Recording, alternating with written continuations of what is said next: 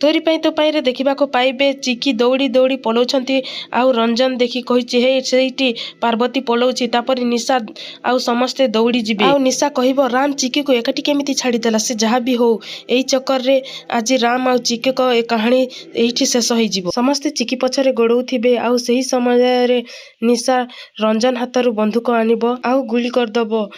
ठीक सेई गुली जाइकी चिकीर पछपटे बाजिबो। गुली बाजिला परे चिकी तले पड़ी जिबे आउ चिकी को देखी रंजन आउ निशा हसिबे। निशा कहब फाइनाली सही समय आसीगला जो समय पाई मु एते दिन धरी अपेक्षा करिथिली। आउ रंजन कहब कहिथिली ना तू जदि मोर हेबुनी आउ कहार हबाकू देबिनी। आउ निशा कहब तते एते दिन हला मु मारिबा पाई अपेक्षा करिथिली हेले सेमिति खुशी मु केबे फील करि पारि नथिली।